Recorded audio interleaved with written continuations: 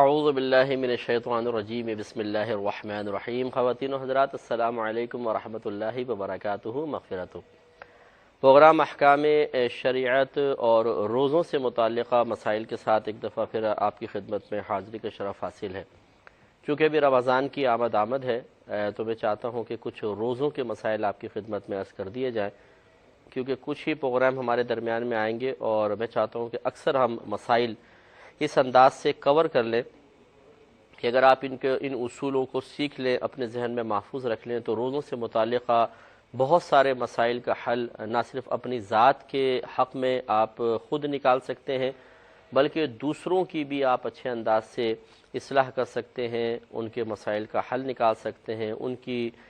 شرعی لحاظ سے حاجات کو پورا کر سکتے ہیں۔ تو روزوں میں ہم چونکہ صرف میں رمضان کے روزوں کو فکس کروں گا، فوکس کر کے میں آپ کی خدمت میں عرض کروں گا، لہٰذا اسی اعتبار سے چند مسائل آپ دیکھ لیں۔ ایک تو نیت کا مسئلہ ہوتا ہے۔ یاد رکھیں کہ نیت دل کے پختہ ارادے کو کہتے ہیں، اور دل کا ارادہ زبان سے نکالے جانے والے الفاظ کا محتاج نہیں ہوتا۔ یہ اصول اگر بنیادی آپ یاد رکھیں گے تو معلوم یہ ہوا کہ روزے کی اگر ہم نیت کر لیں اور زبان سے کوئی الفاظ نہ نکالیں، دل میں نیت موجود ہے، زبان سے کوئی الفاظ نہ نکالیں تو کوئی فرق نہیں پڑتا ہے، کیونکہ نیت ہی روزے کے لیے درکار تھی، نیت شرط تھی اور وہ ہمارے قلب میں موجود ہے۔ اس سے سوال کا جواب بھی ہو گیا۔ بہت سے بھائی بہن پریشان ہوتے ہیں کہ ارے جو مفتی صاحب بڑا مسئلہ ہو گیا جی، کیا ہو گیا؟ وہ جی رات کو نیت کرنے بھول گئے۔ نیت کرنا بھول گئے کیسے؟ وہ جی وہ وبی سومی غد نویت من شہر رمضان وہ پڑھنا بھول گئے۔ تو میرے پیارے بھائی، یہ ابھی جیسے میں نے آپ کو سمجھا ہی دیا ہے کہ نیت دل کے پختہ ارادے کو کہتے ہیں۔ یہ تو جو ہم دعا وغیرہ پڑھ رہے ہیں یا زبان سے کچھ ہم اظہار کر رہے ہیں، یہ قلبی نیت کو الفاظ کی شکل میں ذکر کر رہے ہیں، اور میں نے پہلے وضاحت کر چکا ہوں کہ شریعت کو الفاظ مطلوب نہیں ہے، قلب میں نیت کی حاضری مطلوب ہے، لہٰذا آپ کی نیت ہو گئی، گھبرائیں نہیں۔ دوسری بات یہ ہے کہ بعض اوقات ایک ظاہری عمل ہمارے قلب میں موجود نیت کی ایک علامت بن جاتا ہے، اس وقت بھی کوئی پریشان ہونے کی ضرورت نہیں ہے۔ اگر وہ ظاہری عمل موجود ہے تو گویا کہ نیت تھی۔ مثال کے طور پہ ایک شخص سحری کے ٹائم میں، جو ہمارے ہاں سحری کا ٹائم کہلاتا ہے، اٹھا اور وہ کھا رہا ہے، سحری کھا رہا ہے، تو یہ سحری کھانا جو ہے نا، یہ خود بخود نیت ہے، سمجھ لیں۔ اس اعتبار سے نیت ہے کہ اگر آپ کھا رہے ہیں اور آپ سے کوئی پوچھے کیوں کھا رہے ہیں تو آپ کیا جواب دیں گے؟ وہ کل روزہ رکھنا ہے نا۔ اس کا مطلب یہ ہوا کہ آپ کا سحری کھانے کا عمل خود بخود ظاہر کر رہا ہے کہ آپ کے دل میں کوئی نہ کوئی نیت ضرور موجود ہے۔ تو یوں بعض اوقات ایسا ہوتا ہے کہ سحری کھا لی اور روزہ بند ہوا، جسے ہم روزہ بند کہتے ہیں، ویسے روزہ شروع ہوتا ہے، تو جیسی سحری ختم ہوئی ایک دم سارن بج گیا، اذان ہو گئی، تو لوگ پریشان ہو جاتے ہیں تو اوہو دل میں نیت تو ہم نے حاضر ہی نہیں کی۔ تو بھائی بتکلف دل میں نیت کو حاضر کرنا اس موقع پہ آپ کے لیے کوئی ضروری نہیں تھا، کیونکہ آپ سحری کھا رہے تھے اور سحری کھانا ہی قلب میں موجود نیت کی ایک ظاہری علامت تھی، لہذا آپ کی نیت ہو گئی۔ ہاں یہ ضرور ہے کہ اگر انسان اس ظاہری عمل کے ساتھ جس عمل کی دل میں نیت کرنی چاہیے تھی اس کا انکار کر دیتا ہے تو پھر یہ ظاہری عمل نیت کے قائم مقام نہیں بنے گا۔ مثال کے طور پر ایک مشٹنڈا ہے گھر کے اندر، وہ کہتا ہے میں تو روزہ نہیں رکھوں گا، گھر والے کہتے ہیں کہ ٹھیک ہے اگر نہیں رکھو گے تمہیں صبح ناشتہ بھی نہیں ملے گا، ہم سب تو روزہ رکھ رہے ہیں، تم نہیں رکھ رہے ہو۔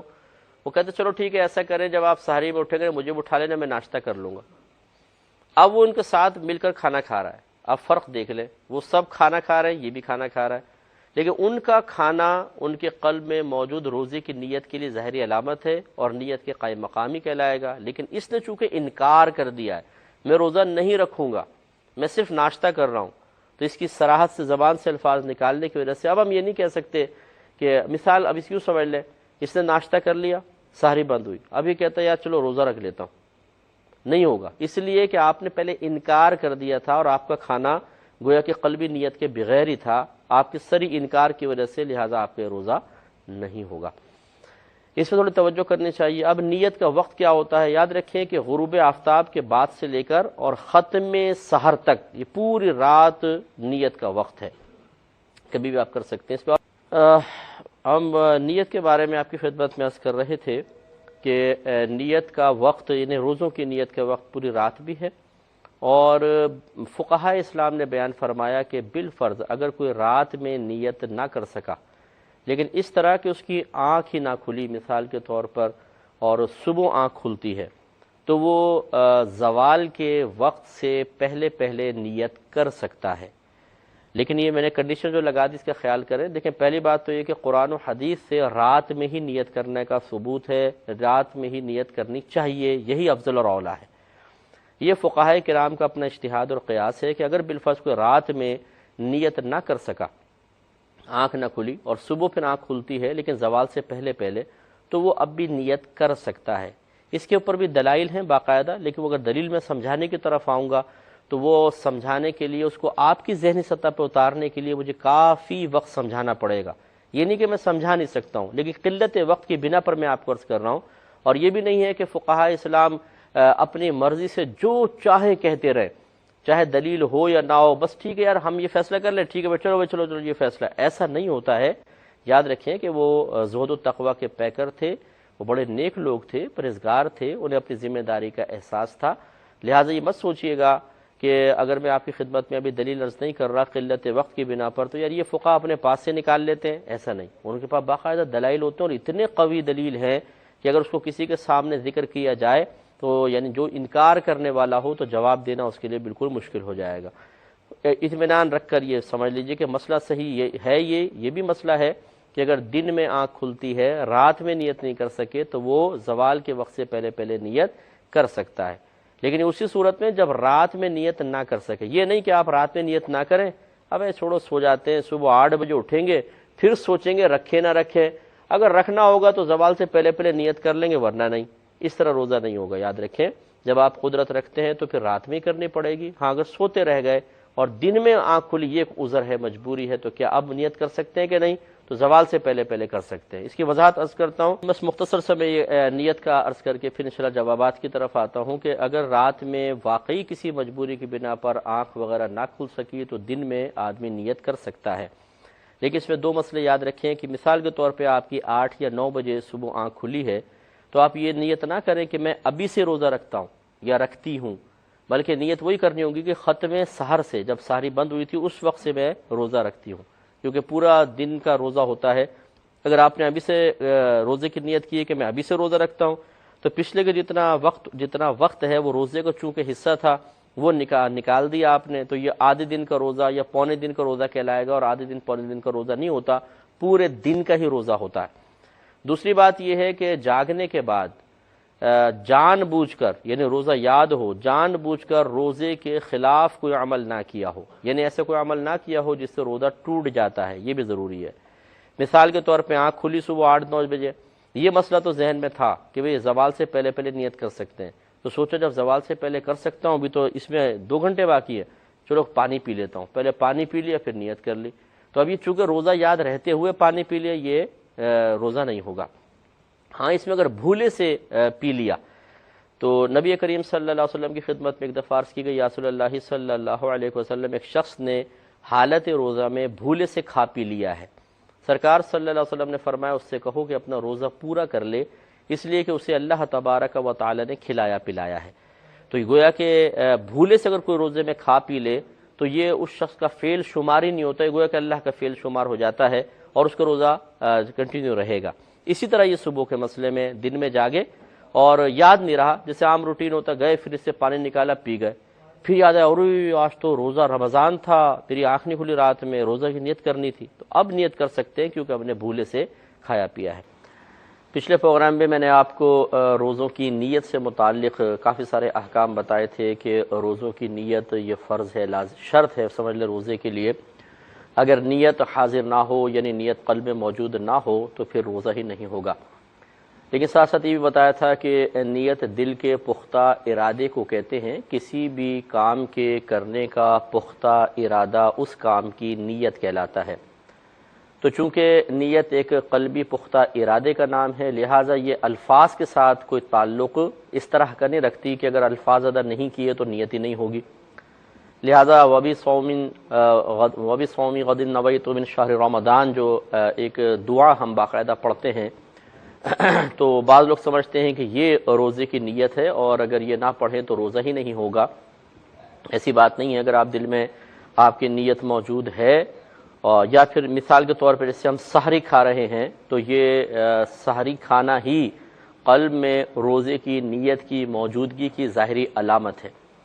تو پھر ہمیں مزید کوئی الفاظ زبان سے ادا کرنا یا بتکلف دل میں نیت کو حاضر کرنا یہ لازم نہیں ہے. یہ بھی آپ کو بتا دیا تھا کہ نیت کا وقت پوری رات ہوتی ہے. غروب آفتاب کے بعد سے لے کر طلوع فجر تک پوری رات میں آپ نیت کر سکتے ہیں. اور اگر بالفرض رات میں آنکھ نہیں کھلتی ہے، صبح دن میں آنکھ کھلتی ہے، تو زوال آفتاب سے پہلے یعنی زوال کے وقت سے پہلے آپ نیت کر سکتے ہیں. اور زوال وقت اگر آپ جاننا چاہتے ہیں تو اس کے لیے پھر آپ کو یہ جو نمازوں کے اسلامی کیلنڈر ملتے ہیں یہ اپنے پاس رکھیں. اس میں دوسرے تیسرے خانے میں لکھا ہوتا ہے زوال آفتاب یا دحوہ کبریٰ. یہ آپ ذہن میں رکھیں، اور جب یہ دحوہ کبریٰ کا ٹائم ہو جائے یہ سمجھ لیں زوال کے وقت کی ابتدا ہے. اور اس سے اگلے خانے میں لکھا ہوتا ہے وقت ظہر، وہ سمجھ لیں انتہا ہے. تو اس زوال کے وقت کی ابتدا سے پہلے اگر ہماری آنکھ کھل جاتی ہے، دن میں آنکھ کھلتی ہے، رات میں کسی وجہ سے نیت نہیں کر سکے ہیں تو پھر ہم دن میں بھی نیت کر سکتے ہیں. اب تھوڑا سا روزے کس طرح ٹوٹتا ہے اس کے اسباب پہ کلام کر لیتے ہیں. پہلے یہ دیکھ لیں کہ روزہ 4 طریقے سے بظاہر ٹوٹتا ہوا نظر آتا ہے.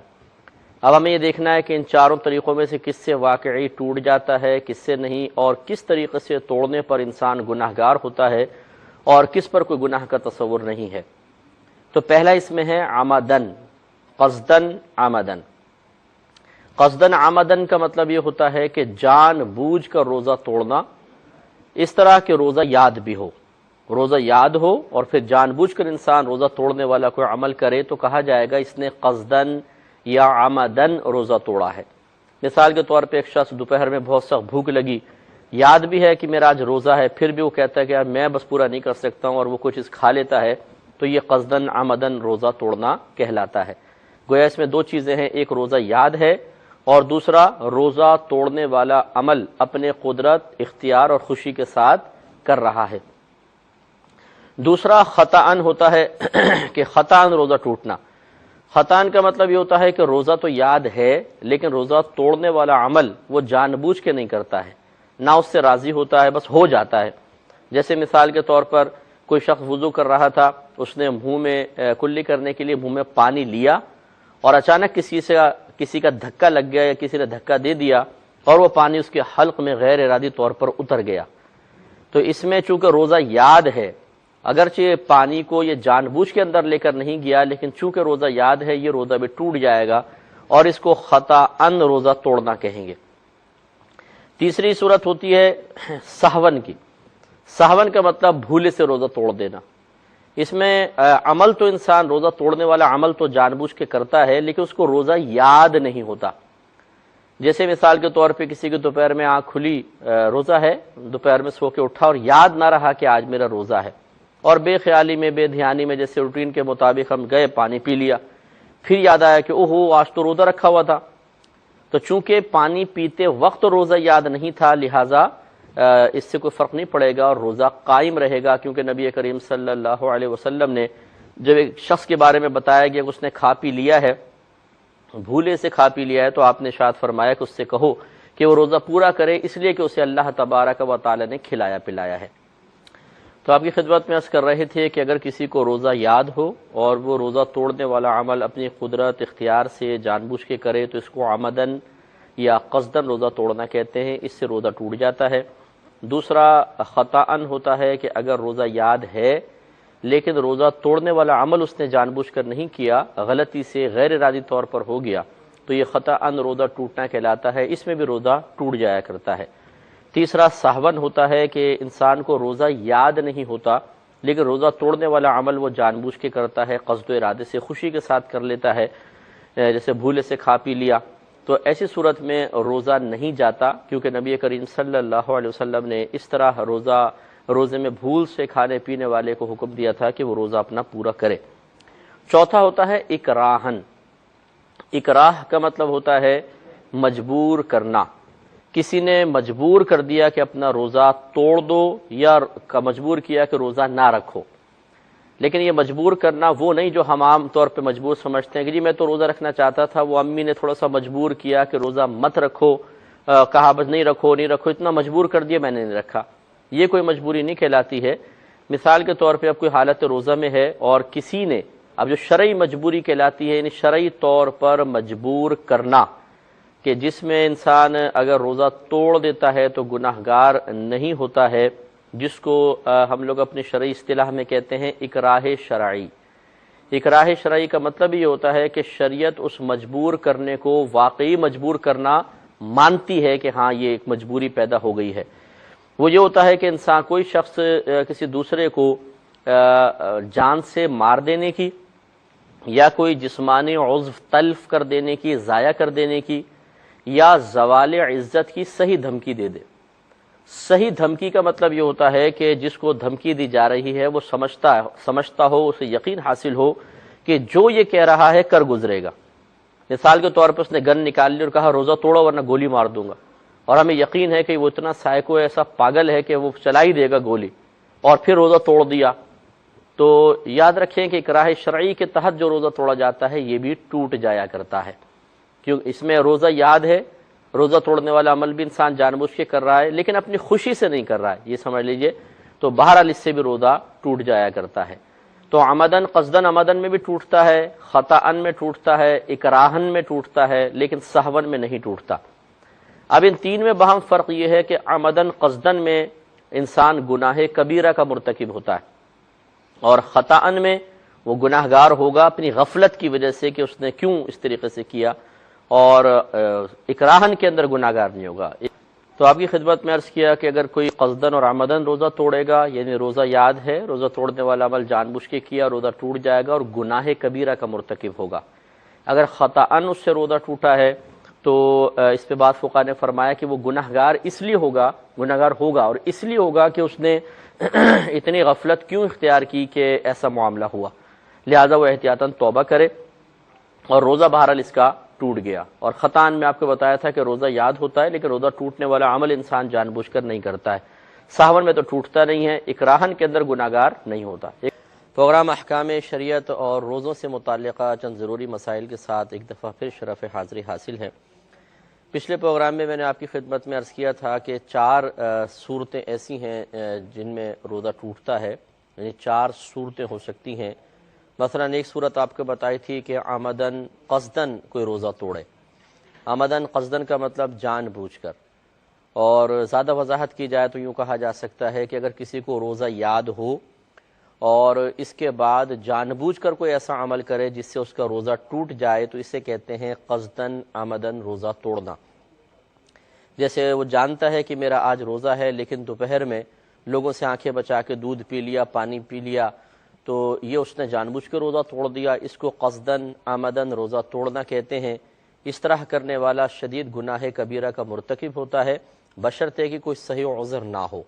اگر کوئی صحیح عذر ہوتا ہے، جیسے شدید بیمار ہو گیا ہے اور اب ڈاکٹر کہہ رہے ہیں کہ آپ روزہ توڑ دیں، یا اس کو خود یقین ہے کہ نہیں توڑوں گا تو ہلاک ہی ہو جاؤں گا، تو پھر علیحدہ مسئلہ ہے۔ لیکن ہٹا کٹا شخص بس تھوڑا سا بھوک نہ برداشت کرنے کی بنا پہ ایسا کرے گا تو گناہ کبیرہ کا مرتکب ہے، اور اس پر بعض صورتوں میں قضا ہوتی ہے، بعض صورتوں میں کفارہ بھی ہوتا ہے، اس کی تفصیل انشاءاللہ ہم آپ کو بعد میں بتائیں گے۔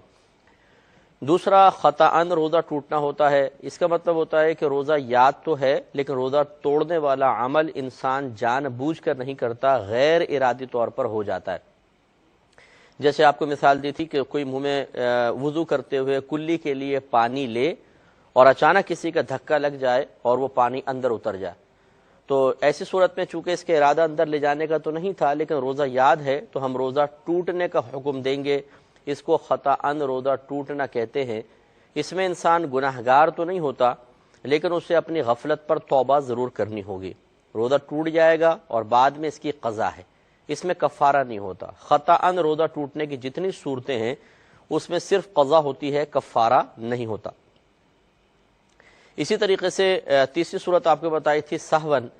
یہ ظاہری ایک صورت ہے کہ ایسا لگتا ہے روزہ ٹوٹ گیا، لیکن ہمارے نبی کریم صلی اللہ علیہ وسلم نے سہو یعنی بھول کی بنا پر روزہ توڑ دینے پر بھی روزے کو جاری رکھنے کا حکم دیا۔ جیسے کسی نے آ کے بتایا رسول اللہ صلی اللہ علیہ وسلم فلاں شخص نے بھولے سے روزے میں کھا پی لیا، تو آپ نے ارشاد فرمایا کہ اس سے کہو کہ اپنا روزہ پورا کرے، کیونکہ اسے اللہ تبارک و تعالی نے کھلایا اور پلایا ہے۔ گویا کہ اگر بھولے سے کوئی فعل انسان سے روزہ توڑنے والا سرزد ہو جائے تو نبی کریم صلی اللہ علیہ وسلم نے اسے اللہ تبارک و تعالی کی طرف منسوب فرما کر اس شخص کو بری الذمہ قرار دیا اور روزہ جاری رکھنے کا حکم دیا۔ لہذا معلوم ہوا کہ بھول کر اگر روزہ توڑ دیتے ہیں کچھ کھا پی لیتے ہیں، جو توڑنا نہیں کہلائے گا، ظاہری صورت کے اعتبار سے لگتا ہے ٹوٹ گیا، لیکن یہ ٹوٹتا نہیں ہے، اور نبی کریم صلی اللہ علیہ وسلم نے روزہ پورا کرنے کا حکم دیا ہے۔ چوتھا اکراہن ہوتا ہے۔ اکراہ کا مطلب ہوتا ہے مجبور کرنا، لیکن شرعی لحاظ سے جس کو شریعت مجبوری کہتی ہے وہ یہ ہے کہ کوئی شخص ہمیں قتل کی یا کسی عضو کو ضائع کر دینے کی یا پھر ہماری عزت کے زوال کی صحیح دھمکی دے۔ صحیح دھمکی کا مطلب یہ ہے کہ ہمیں یقین ہو کہ جو یہ کہہ رہا ہے ویسا کر گزرے گا۔ جیسے کوئی پاگل ہے، سائیکو ہے، اور وہ گن پوائنٹ پہ کہتا ہے میں روزہ توڑو ورنہ گولی مار دوں گا، اور ہمیں یقین ہے کہ اتنا خردماغ، اتنا بے وقوف قسم کا ہے کہ یہ ایسا کر گزرے گا۔ اب اگر کوئی روزہ توڑتا ہے تو اس کو اکراہن روزہ توڑنا کہتے ہیں، یعنی مجبوری کی صورت میں روزہ توڑنا۔ اس میں بھی روزہ ٹوٹ جائے گا، لیکن روزہ توڑنے والا بالکل گنہگار نہیں ہوگا، نہ اس پہ کوئی توبہ واجب ہے، اور اس پر بھی کبھی بھی کفارہ نہیں ہوگا، قضا لازم ہوگی۔ خلاصہ کلام یہ ہوا کہ سہون کے اندر روزہ نہیں ٹوٹتا، بھولنے میں، باقی قصدن عمدن ہو اور خطأن ہو، اکراہن ہو، ان تینوں صورتوں میں روزہ ٹوٹ جاتا ہے۔ قصدن عمدن میں گنہگار بھی ہوتا ہے اور اس پہ بعض صورتوں میں قضا ہے، بعض صورتوں میں کفارہ بھی ہے، اور خطأن کے اندر روزہ ٹوٹتا ہے لیکن گنہگار تو نہیں ہوتا، ہاں توبہ احتیاطاً واجب ہوتی ہے اور اس کی صرف قضا ہوتی ہے، کفارہ نہیں۔ اکراہن کے اندر بھی روزہ ٹوٹ جاتا ہے، اس میں نہ گناہ ہے نہ توبہ ہے، اور اس کی بھی قضا ہے، کفارہ نہیں ہے۔ اسباب کی طرف آتے ہیں۔ روزہ ٹوٹنے کے 3 بڑے اسباب ہوتے ہیں۔ اگر آپ یہ 3 اسباب اچھی طریقے سے سیکھ لیتے ہیں اور ان کو اپنے ذہن میں رکھ لیں تو انشاءاللہ عز و جل سینکڑوں مسائل آپ خود گھر بیٹھے بھی حل کر سکتے ہیں، جیسے کہ انشاءاللہ میں آپ کی خدمت میں عرض کروں گا۔ پہلا اس میں اصول یہ ہوتا ہے کہ منافذ بدن کے ذریعے کسی شے کا داخل بدن ہونا یہ روزے کو توڑ دیتا ہے۔ منافذ بدن، منافذ کہتے ہیں منفذ کو، اور منفذ کا مطلب ہوتا ہے کہ سوراخ، کہ جسم کے کسی سوراخ کے ذریعے، یعنی یوں سمجھ لیں کہ ایسا کوئی جسم کا حصہ کہ باہر سے کوئی شے اندر داخل ہو سکے، اسے منفذ کہا جائے گا، جیسے کہ ہماری ناک ہے، ہمارا منہ ہے، اور جدید سائنسی تحقیق کے مطابق ہماری آنکھ بھی ہے، کہ آنکھ میں اور حلق کے درمیان باقاعدہ ایک روٹ ہے، ایک پیسیج ہے۔ ناک کے اندر بھی آپ جیسے پانی ڈالیں تو دماغ میں چڑھ جاتا ہے یا پھر اندر پیٹ میں اتر سکتا ہے، اسی طرح منہ تو اللہ تعالیٰ نے بنایا ہی اسی لیے ہے کہ ہم کھائیں پئیں اور معدے میں کسی شے کو اتاریں۔ انہیں منافذ بدن کہتے ہیں۔ ان کے ذریعے کوئی شے داخل بدن ہو جائے تو روزہ توڑنے کا حکم دیا جائے گا۔ یہاں ایک وضاحت ہے کہ آپ اگر سابقہ کتب حنفیہ اٹھا کے پڑھیں گے، اس میں مسئلہ یوں لکھا ہے کہ اگر کان میں دوا ڈالی یا پانی ڈالا یا تیل ڈالا روزہ ٹوٹ جائے گا، آنکھ میں دوا ڈالی تو نہیں ٹوٹے گا۔ اس کی وجہ یہ تھی کہ پہلے زمانے میں سائنس نے اتنی ترقی کی نہیں تھی، تو فقہائے اسلام نے اپنے ظن اور گمان سے کام لیتے ہوئے، یعنی سوچا، غور و تفکر کیا کہ یہ کان اور حلق کے درمیان کوئی راستہ ہے براہ راست، تو ان کو ایسا گمان ہوا کہ ہے، تو انہوں نے یہ کہا کہ اگر کان میں دوا ڈالی تو ضرور حلق تک پہنچے گی، روزہ ٹوٹنے کا حکم دے دیا گیا۔ پھر انہوں نے غور کیا کہ کیا آنکھ اور حلق کے درمیان کوئی پیسیج ہے، راستہ ہے، ان کو ایسا گمان ہوا کہ نہیں ہے، کیونکہ سائنسی تحقیق تو تھی نہیں۔ انہوں نے اسی پر بنیاد رکھی اس مسئلے کی کہ آنکھ میں دوا ڈالیں گے روزہ نہیں ٹوٹے گا۔ لیکن جب آگے زمانہ گزرا اور جدید سائنس نے سب کچھ واضح کر کے بتا دیا، اعضاء کی تشریح کی گئی، ان کو کاٹا گیا، سب کچھ دیکھا گیا، واضح ہو گیا کہ کان اور حلق کے درمیان روٹ نہیں ہے، آنکھ اور حلق کے درمیان باقاعدہ ایک راستہ ہے۔ لہذا چونکہ اس مسئلے کی بنیاد اعضاء کی تشریح پر ہی موقوف تھی، اگر سابقہ زمانے کے فقہائے اسلام آج کے دور میں ہوتے اور اس جدید سائنسی تحقیق کو دیکھتے تو یقینی سی بات ہے کہ ان سے یہ بات بہت بعید تھی کہ وہ کہتے کہ نہیں ہم تو جی جو ہم بس سوچ رہے ہیں وہ کریں گے، حقیقت کو چھوڑ دو اور اپنے گمان پر کسی مسئلے کی بنیاد رکھتے، ایسا نہیں۔ اب جب حقیقت کھل کر عیاں ہو گئی کہ کان اور حلق کے درمیان روٹ نہیں ہے،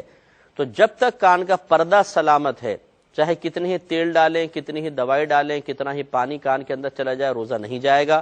اور آنکھ میں اگر دوا ڈالی تو روزہ ٹوٹ جائے گا۔ لیکن چونکہ ہمارے نبی کریم صلی اللہ علیہ وسلم نے ایک صحابی کو حالت روزہ میں سرما لگانے کی اجازت مرحمت فرمائی تھی، حالانکہ آپ یہ دیکھیں جو کثرت سے سرما لگاتے ہیں، اگر وہ سرما لگانے کے تھوڑی دیر بعد تھوکیں گے، بعض اوقات ایسا ہوتا ہے اس میں سرمے کے ذرات نظر آ جاتے ہیں، گویا کہ آنکھوں میں سرائیت کر کے وہ پہنچتا ہے، حلق تک پہنچ جاتا ہے۔ لیکن چونکہ نبی کریم صلی اللہ علیہ وسلم نے ایک صحابی کو باقاعدہ اجازت دے دی ہے تو فقہا نے اس کا استثناء کر دیا کہ سرما معاف ہے، باقی کوئی بھی دوا وغیرہ ڈالیں گے آنکھ کے اندر تو روزہ ٹوٹ جائے گا۔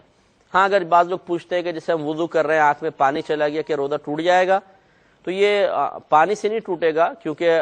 دوا کو بھی اگر آپ یوں ڈال کے چھوڑ دیں، آنکھ بند نہ کریں تھوڑی دیر تک، تو وہ بھی آنکھ کے اندر مکمل طور پہ اپنی جگہ بنانے میں ناکام رہتی ہے، کیونکہ آنکھ کی ساخت اللہ نے ایسی بنائی ہے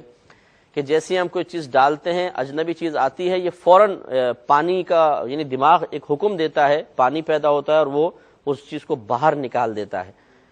لہذا جو پانی وضو کا لگے گا بھی وہ اندر تک نہیں اترتا، کیونکہ آنکھ اس کو باہر نکال دیتی ہے، یعنی آٹومیٹک ایک سسٹم ہے، لہذا اس سے کوئی روزہ جانے کا مسئلہ نہیں ہے۔ تو آپ کی خدمت میں عرض کر رہے تھے کہ اگر منافذ بدن کے ذریعے کوئی شے داخل بدن ہو، یعنی کان، آنکھ، ناک یا منہ کے ذریعے، تو روزہ ٹوٹ جائے گا، اس لیے ذرا احتیاط کرنی چاہیے۔ اس میں تھوڑی سی ہم نے تفصیل عرض کی۔ اب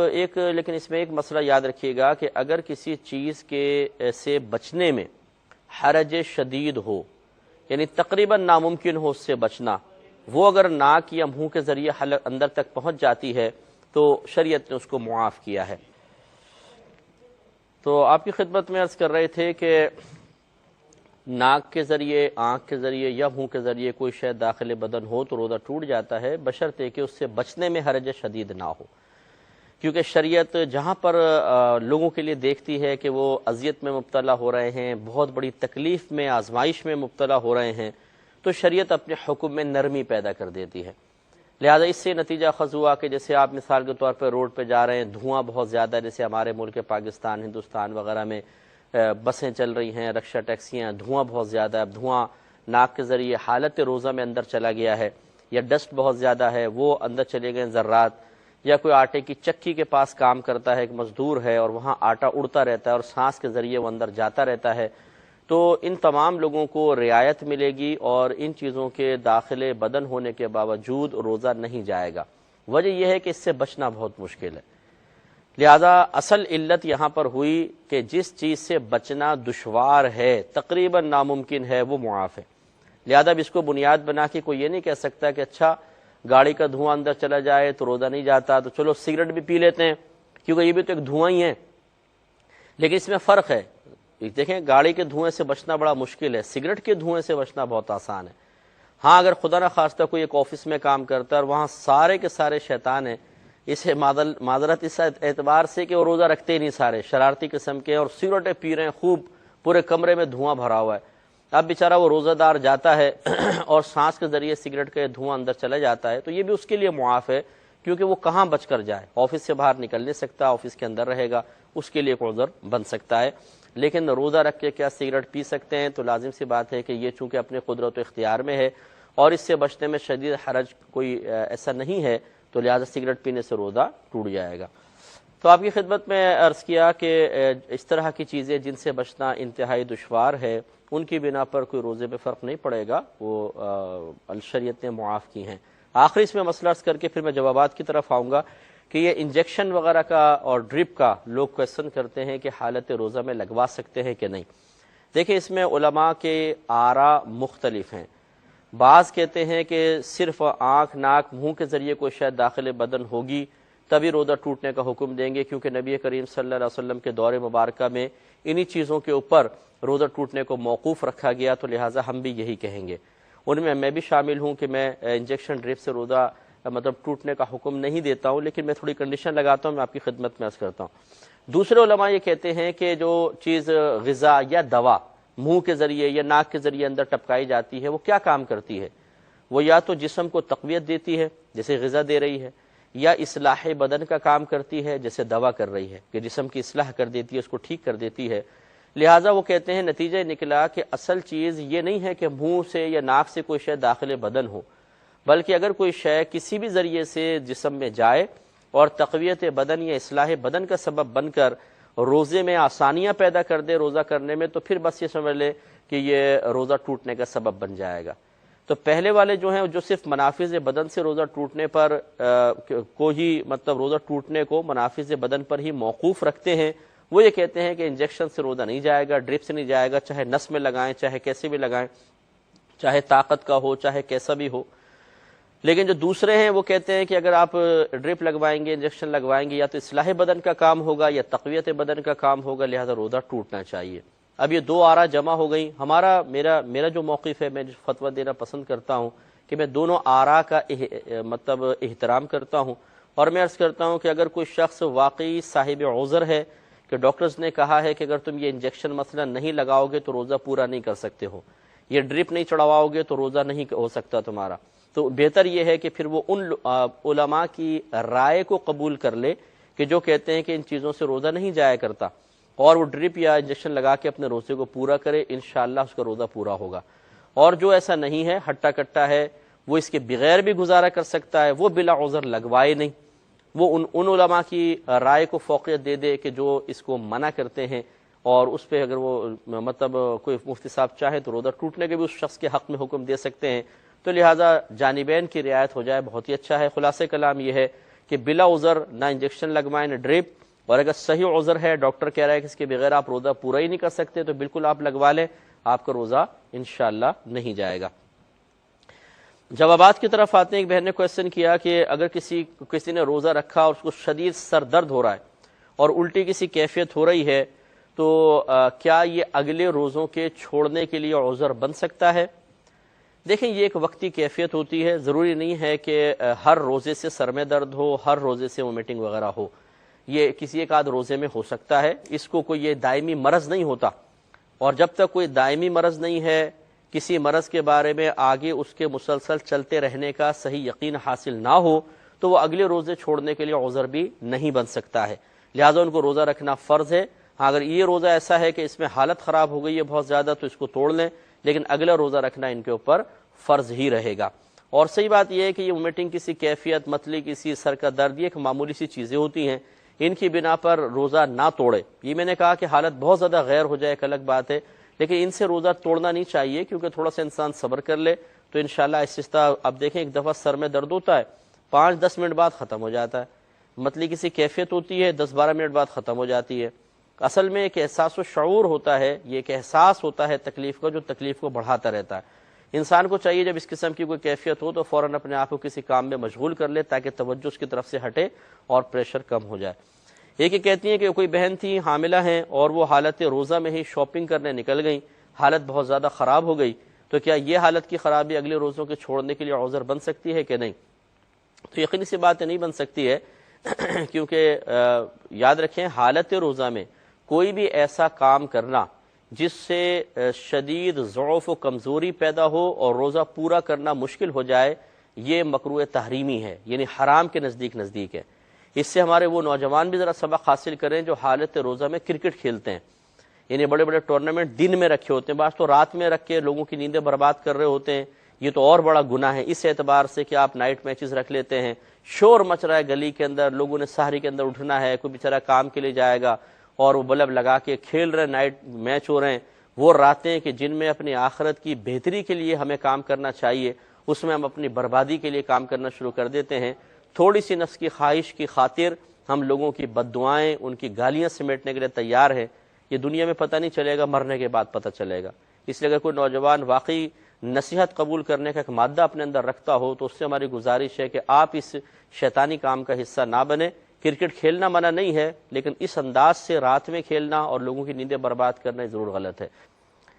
پچھلے پروگرام میں آپ کو بتایا تھا، میں تھوڑا سا خلاصہ 2-3 پروگرام کا عرض کر دیتا ہوں کہ آپ کو بتایا تھا کہ روزہ ٹوٹنے کی ظاہری طور پر 4 صورتیں ہو سکتی ہیں، جن میں سے 3 صورتوں میں روزہ ٹوٹ جاتا ہے جبکہ ایک صورت میں روزہ نہیں ٹوٹتا۔ پہلی صورت آپ کو بتائی تھی قصدن اور آمدن کی۔ قصدن آمدن کا مطلب ہوتا ہے کہ انسان نیت کے ساتھ، ارادے کے ساتھ روزے کو توڑے، اور اس طرح وہ توڑے کہ روزہ یاد بھی ہو، روزہ توڑ دے، اور روزہ توڑنے والا عمل جان بوجھ کر بھی کر رہا ہو، اپنے ارادے سے کر رہا ہو، اور دل کی خوشی کے ساتھ کر رہا ہو، یعنی دل بھی اس پر راضی ہو۔ یہ تمام امور جمع ہو جاتے ہیں تو قصدن آمدن روزہ توڑنا کہلاتا ہے۔ اور اس طرح روزہ توڑنے پر اگر عذر صحیح کوئی نہیں تھا، جیسے بعض اوقات انسان بیمار ہو جاتا ہے تو ڈاکٹر کہتے ہیں کہ آپ یہ روزہ توڑ دیں، کیونکہ اب روزے کو کنٹینیو رکھنا آپ کے لیے خطرناک ثابت ہو سکتا ہے۔ اگر اس قسم کی کوئی بات ہے تو پھر تو ٹھیک ہے، وہ توڑ سکتا ہے اور گناہ گار نہیں ہوگا۔ لیکن اگر کوئی ایسا عذر نہیں ہے، ویسے ہی تھوڑی سا بھوک نے ستایا اور انسان نے ہمت ہار دی اور اس نے جان بوجھ کر روزہ توڑنے والا کوئی عمل کر لیا، تو ایسی صورت میں روزہ ٹوٹ جائے گا اور یہ گناہ کبیرہ کا مرتکب ہوگا۔ اور اس صورت میں اگر یہ دیکھا جائے گا کہ مطلب اسی کچھ صورتیں میں بھی آپ کو بتا دیتا ہوں کہ بعض صورتوں میں صرف قضا لازم ہوتی ہے اور بعض صورتوں میں قضا اور کفارہ دونوں لازم ہوتے ہیں۔ جس صورت میں صرف قضا لازم ہوتی ہے، اس کا مطلب ہے کہ ایک روزے کے بدلے ایک روزہ رکھ لیں آپ، یعنی روزہ جو آپ نے توڑا اس کے بدلے میں ایک روزہ رکھیں۔ اور اگر ایسی کوئی صورت ہے جس میں قضا اور کفارہ دونوں لازم ہو رہے ہیں تو پھر ایک روزہ تو قضا کا رکھنا ہی ہوگا، اس کے علاوہ 60 روزے لگاتار رکھنے ہوں گے، یہ کفارہ ہے۔ اور اگر کوئی 60 روزے رکھنے پر قدرت نہیں رکھتا ہے تو پھر 60 مساکین کو 2 ٹائم پیٹ بھر کے کھانا کھلانا ہے۔ تو یہ 2 کفارے کی صورتیں ہیں، پہلے 60 روزے رکھنا، اگر وہ نہیں کر سکتے تو پھر 60 مساکین کو پیٹ بھر کر 2 ٹائم کھانا کھلانا۔ تو یہ قصدن عمدن کے اندر ایسا ہوتا ہے۔ دوسرا خطان آپ کو بتایا تھا کہ جس میں روزہ یاد ہو لیکن روزہ توڑنے والا عمل انسان جان بوجھ کر نہیں کرتا ہے اور دل بھی اس روزے کو توڑنے پر راضی نہیں ہوتا۔ جیسے آپ وضو خانے پہ وضو کر رہے تھے اور منہ میں کلی کے لیے پانی لیا اور اچانک کسی کا دھکا لگا اور وہ پانی حلق سے نیچے اتر گیا، تو ایسی صورت میں روزہ ٹوٹ جائے گا۔ لیکن چونکہ انسان کے قدرت و اختیار سے ایسا نہیں ہوا، جان بوجھ کے نہیں کیا، تو گناہ گار نہیں ہوگا۔ لیکن علماء نے فرمایا کہ چونکہ یہ غفلت کی وجہ سے ایسا ہوا ہے تو اس غفلت پہ وہ ضرور توبہ کر لے، اور اس میں کفارہ نہیں ہوتا، اس میں صرف قضا ہوتی ہے۔ تیسری صورت اکراہ کی آپ کو بتائی تھی، مثلا کسی نے گن پوائنٹ پہ کہا کہ آپ روزہ توڑ دیں ورنہ گولی مار دوں گا یا مطلب آنکھ پھوڑ دوں گا، زوال عزت کی دھمکی دے، اور ہمیں یقین ہے کہ جو یہ کہہ رہا ہے وہ کر گزرے گا۔ تو اس اکراہ کے اندر معاملہ یہ ہوتا ہے کہ روزہ بھی یاد ہوتا ہے، روزہ توڑنے والا عمل انسان جان بوجھ کے کر رہا ہوتا ہے، لیکن وہ دل سے اس پر راضی نہیں ہوتا، کیونکہ مجبوری ہے بس وہ کہ گن سے ڈر کے ایسا کر رہا ہے، اگر ایسا نہ ہوتا تو وہ روزہ نہ توڑتا۔ تو ایسی صورت میں بھی روزہ ٹوٹ جاتا ہے، لیکن یہ شخص گناہ گار نہیں ہوگا اور اس پر توبہ بھی واجب نہیں ہے، اور اس میں کفارہ نہیں ہوتا، اس کو صرف ایک قضا بعد میں رکھنی ہوگی۔ لیکن اس میں آپ کو بتایا تھا کہ اگر مثال کے طور پہ اس نے گن پوائنٹ پہ روزہ توڑو، اور ہم نے مثلا کوئی شخص ہے اس نے پہلے ہی بیچارہ بڑا پریشان تھا روزے سے، اس نے کہا چلو اللہ کا شکر ہے اس نے گن تو رکھی، اسی بہانے اپنا روزہ ہی توڑ دیتے ہیں، اور وہ دل سے یعنی راضی ہو گیا روزہ توڑنے پر، تو پھر یہ قصدن عمدن میں گویا کہ چلا جائے گا اور اس پہ پھر گناہ گار بھی ہوگا، توبہ بھی کرنی ہوگی۔ آخری صورت سہون کی ہوتی ہے، یعنی بھول کر روزہ توڑ دینا، یعنی روزہ یاد نہ ہو، روزہ توڑنے والا کوئی عمل چاہے انسان جان بوجھ کے کر ڈالے، تو نبی کریم صلی اللہ علیہ وسلم نے ایسے اشخاص کے بارے میں ارشاد فرمایا کہ وہ اپنا روزہ پورا کریں، اس لیے کہ انہیں اللہ تبارک و تعالی نے کھلایا اور پلایا ہے۔ یہ 4 صورتیں اپنے ذہن میں رکھیں۔ اس کے بعد ہم نے آپ کو بتایا تھا کہ روزہ ٹوٹنے کے 3 اسباب ہوتے ہیں، یعنی 3 اسباب کی وجہ سے روزہ ٹوٹتا ہے۔ ایک آنکھ، ناک یا منہ کے ذریعے کسی شے کا داخل بدن ہونا، دوسرا وومٹنگ کے ذریعے یعنی قے کے ذریعے، الٹی کے ذریعے بھی روزہ ٹوٹتا ہے، لیکن جب 3 شرائط جمع ہو جائیں گی۔ مثال کے طور پر پہلی شرط اس کی ہے کہ روزہ یاد ہو، دوسرا یہ کہ قے کے لیے جان بوجھ کے کوئی عمل کیا ہے اس نے جس سے قے باہر آئی، اور تیسرا یہ کہ وہ منہ بھر قے ہو، یعنی اتنے پریشر کے ساتھ آئی ہو کہ جس کو روکنا عموماً انسان کے بس کی بات نہیں ہوتی۔ جب یہ 3 شرائط جمع ہوں گی تو قے سے بھی، وومٹنگ سے روزہ ٹوٹ جائے گا۔ اگر ایک بھی نہ ہو تو نہیں ٹوٹے گا۔ مثال کے طور پر روزہ یاد نہیں تھا انسان نے روزہ قے کے لیے جان بوجھ کے کوئی عمل کیا اور منہ بھر قے آئی، نہیں ٹوٹے گا۔ روزہ یاد ہے، قے کے لیے کوئی عمل کیا ہے لیکن منہ بھر قے نہیں آئی، نہیں ٹوٹے گا۔ روزہ یاد ہے اور منہ بھر قے بھی آئی لیکن اس نے خود کوئی عمل نہیں کیا، بعض اوقات انسان زیادہ کھا لیتا ہے، خود طبیعت ایک دم مالش کرتی ہے اور ومیٹنگ وغیرہ ہو جاتی ہے، تو اس سے بھی روزہ نہیں جائے گا چاہے بالٹی بھر کے ومیٹنگ ہو جائے۔ اس لیے یاد رکھیں وہ 3 شرائط جمع ہوں گی تو روزہ ٹوٹے گا، ورنہ نہیں۔ اور تیسرا سبب ہوتا ہے کسی بھی طریقے سے خود پر غسل کو واجب کر لینا، باقاعدہ کوئی ایسا عمل کرنا اعضائے جوارح کے ساتھ، اپنے ظاہری اعضاء کے ساتھ، کہ جس سے انسان پر غسل واجب ہو جائے، تو اس کی وجہ سے بھی روزہ ٹوٹ جایا کرتا ہے۔ 3 اسباب پہلے ذہن میں رکھیں، پھر میں تفصیل ان کی عرض کروں گا۔ پہلا، آنکھ، ناک یا منہ کے ذریعے کسی شے کا داخل بدن ہونا۔ نمبر 2، قے کے ذریعے، جبکہ 3 شرائط جمع ہو جائیں، مثلا روزہ یاد ہو، منہ بھر قے ہو اور قے کے لیے کوئی عمل جان بوجھ کے کیا ہو۔ اور تیسرا، کسی بھی طریقے سے خود پر غسل کو واجب کرنے کے لیے کوئی عمل کرنا جس سے غسل واجب ہو جائے، تب یہ روزہ ٹوٹے گا اور قضاء کفارہ کا معاملہ ہوگا۔ میں بعد میں بتاتا ہوں۔ تو آپ کو بتا رہے تھے کہ 3 بڑے اسباب ہوتے ہیں جن سے روزہ ٹوٹ جاتا ہے۔ پہلا آپ کو بتایا تھا کہ آنکھ، ناک یا منہ کے ذریعے کسی شے کا داخل بدن ہونا۔ یہ آپ اگر پچھلی کچھ کتب فقہ اٹھا کے پڑھیں گے تو اس میں لکھا ہوگا کہ اگر کان میں دوا ڈالی یا کان میں تیل ڈالا تو روزہ ٹوٹ جائے گا، آنکھ میں دوا ڈالی تو روزہ نہیں ٹوٹے گا۔ اس کی وجہ یہ تھی کہ سابقہ فقہائے اسلام چونکہ اعضاء کی تشریح ابھی نہیں دیکھ پائے تھے، تو انہوں نے گمان کیا کہ کان اور حلق کے درمیان باقاعدہ ایک راستہ ہے، روٹ ہے، پیسج ہے، چنانچہ انہوں نے حکم دیا کہ کان میں دوا ڈالیں گے تو روزہ ٹوٹ جائے گا۔ اور انہوں نے غور و تفکر کیا، ان کے گمان میں آیا کہ آنکھ میں اور حلق کے درمیان باقاعدہ کوئی راستہ نہیں ہے، تو انہوں نے اجازت دے دی کہ آپ دوا ڈال سکتے ہیں۔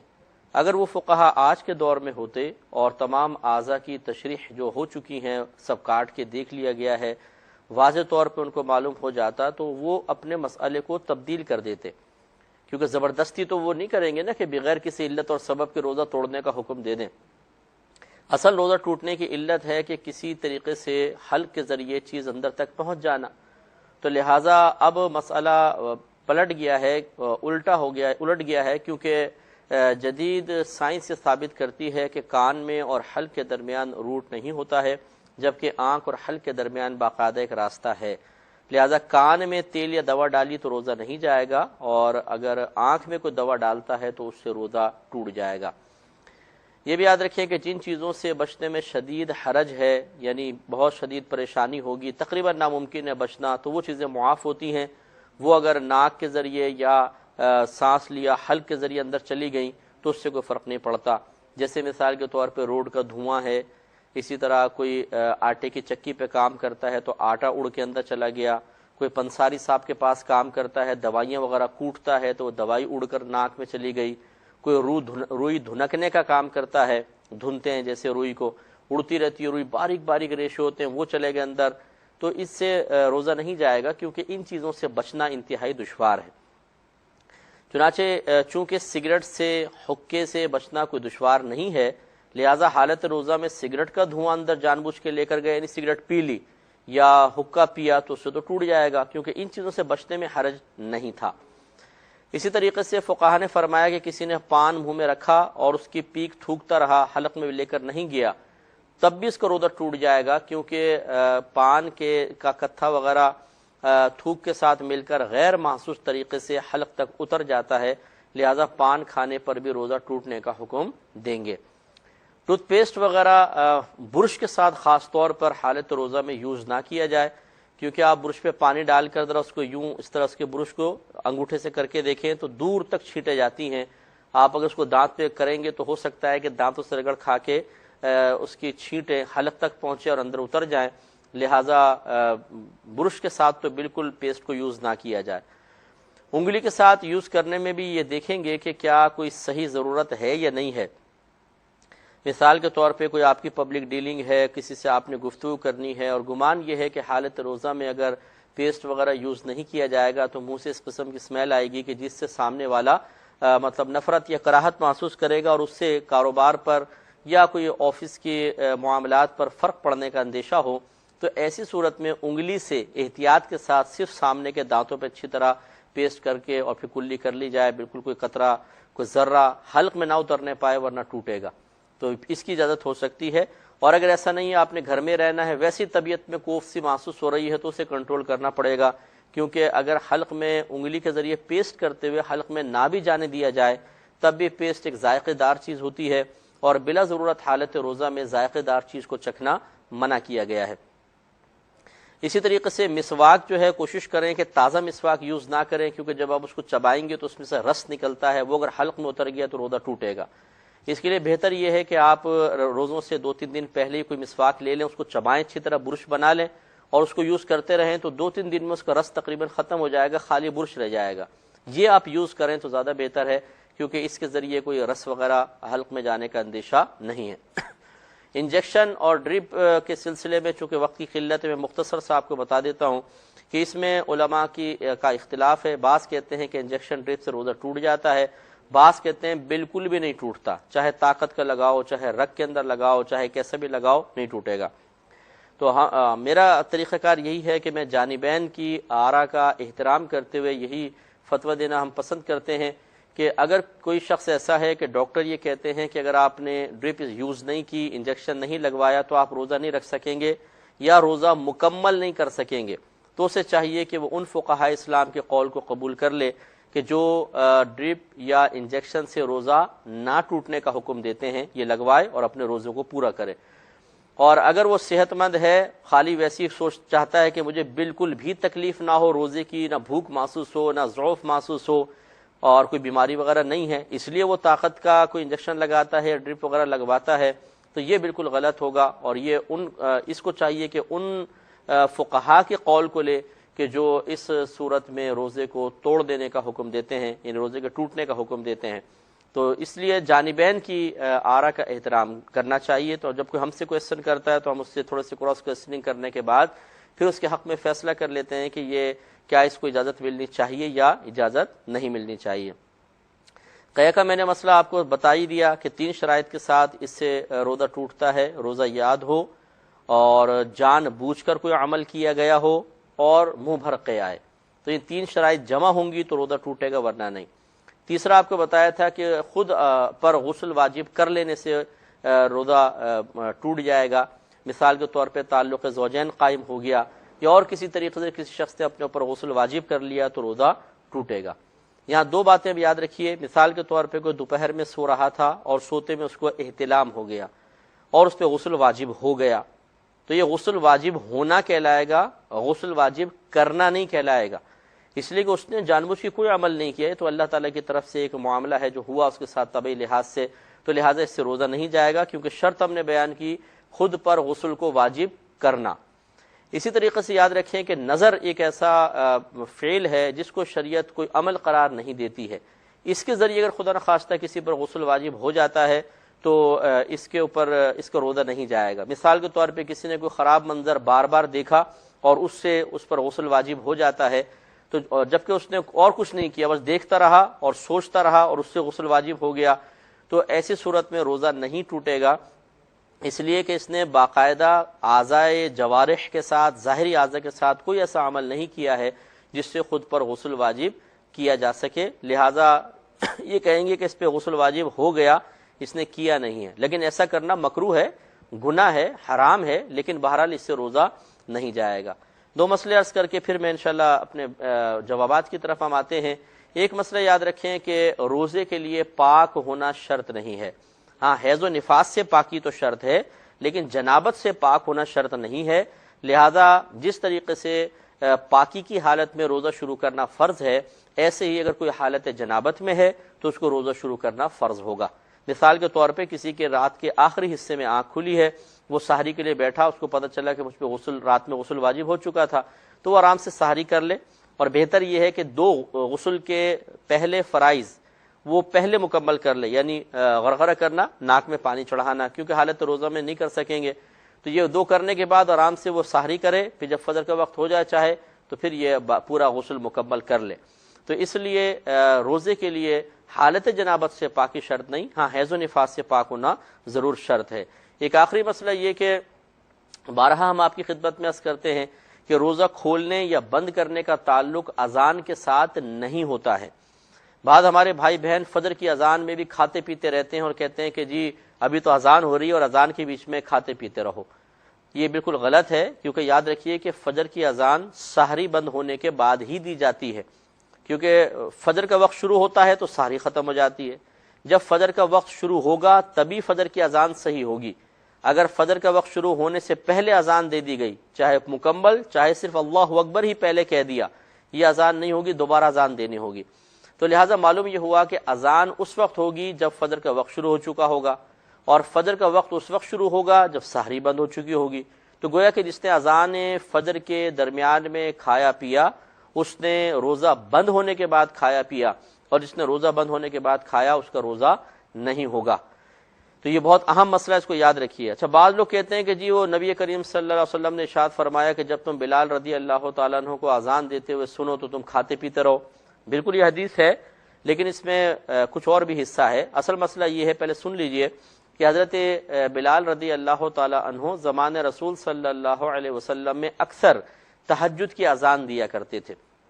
اور فجر کی اذان عبداللہ ابن ام مکتوم رضی اللہ تعالیٰ عنہ دیا کرتے تھے، جو نابینا صحابی تھے۔ تو سرکار صلی اللہ علیہ وسلم نے فرمایا کہ جب بلال اذان دیں تم کھاتے پیتے رہو یہاں تک کہ عبداللہ اذان دیں۔ اس کا مطلب یہ ہوا کہ چونکہ وہ تہجد کی اذان تھی، اور تہجد کی اذان سحری بند ہونے سے پہلے حضرت بلال رضی اللہ تعالیٰ عنہ دیتے تھے، تو سرکار نے اس کے درمیان کھانے پینے کی اجازت مرحمت فرمائی۔ لیکن جب فجر کی اذان ہوئی تو سرکار نے فرمایا یہاں تک کہ تم عبداللہ کی اذان سنو، یعنی جب تم اذان سننے لگو تو فوراً پھر کھانا پینا چھوڑ دو۔ تو اس دور میں چونکہ یہ ٹائم وغیرہ کا تو معاملہ تھا نہیں، تو اذان سے ذرا آسانی ہوتی تھی۔ آج کل کے دور میں ٹی وی چینلز ہیں، ریڈیو ہیں، اس کے علاوہ اسلامی جو کیلنڈرز ہوتے ہیں، نمازوں کے اوقات کے کیلنڈرز ہوتے ہیں، وہ اپنے پاس رکھیں، اور ہمارا مشورہ یہ ہوگا کہ جو سب سے پہلے سحری بند ہونے کا وقت بتا رہا ہو آپ اس کو فالو کر لیں۔ یہ تمام جتنے ہمارے سننے والے ہیں کسی بھی علاقے کے اندر ہوں، جیسے یو کے ہے، یو ایس اے ہے، وہ ہم سے کویسچن کرتے ہیں کہ جی ہماری قریب 2 مسجدیں ہیں، ایک گھنٹے پہلے بند کر دیتے ہیں، دوسرے کہتے ہیں نہیں ہمارے حساب سے آدھے گھنٹے بعد بند ہوگا، کیا مسئلہ ہے، کیا کریں؟ تو سحری کے اندر یاد رکھیں جو پہلے بند کروا رہا ہو آپ اسی احتیاطاً اسی کو فالو کر لیں، یہ زیادہ بہتر ہے۔ اور افطار میں جو دیر میں کھلوا رہا ہو اس کو فالو کریں۔ اور افطار میں بھی یاد رکھیے کہ یہ کوئی ضروری نہیں ہے کہ پہلے اذان سنیں، سائرن سنیں، ٹی وی کے اوپر وہ نمبر چلیں گے تو پھر ہم روزہ کھولیں گے۔ اگر آپ کو یقین ہے کہ روزے کا وقت کھلنے کا وقت ہو چکا ہے تو آپ بالکل روزہ افطار کر سکتے ہیں۔ اور آخری مسئلہ یہ بھی سن لیجئے کہ بعض لوگ ٹی وی پر، اصل میں یہ ٹی وی والوں کی بھی غلطی ہے، کاش یہ چینل والے بھی سن کر کوئی اپنی اصلاح کر لیں تو بہت بہتر ہے۔ وہ مین جو اس کی ہیڈنگ ہوتی ہے وہ لکھا ہوتا ہے روزہ کھولنے کی دعا، حالانکہ بالکل غلط ہے، یہ روزہ کھولنے کے بعد کی دعا ہے۔ اس کے اندر الفاظ ہی سارے ایسے ہیں کہ اے اللہ تعالیٰ میں تجھ پر ایمان لایا، میں نے تجھ پہ بھروسہ کیا، تیرے دیے ہوئے رزق سے افطار کیا۔ یہ گویا کہ ہم اعتراف کر رہے ہیں اللہ تعالیٰ کی بارگاہ میں ان چیزوں کا جو ہم پہلے کر چکے تھے۔ لہٰذا سنت طریقہ یہی ہے، یاد رکھیں اکابرین نے لکھا ہے کہ پہلے آپ افطار کریں، کھجور وغیرہ کھا لیں، اس کے بعد وہ دعا پڑھیں، پھر دعا وہ سنت ہے۔ لیکن ہمارے ایسا ہوتا ہے کہ پہلے وہ آ جاتا ہے، چونکہ روزہ کھولنے کی دعا، پوری قوم اس غلطی میں مبتلا ہو گئی، خلاف سنت طریقے میں کو اختیار کر لیا، پہلے وہ دعا پڑھتے ہیں پھر اپنے منہ کے اندر کھجور رکھتے ہیں، اور یہ خلاف سنت طریقہ ہے۔ امید ہے کہ آپ سنت کے مطابق روزہ افطار کرنے کی کوشش کریں گے۔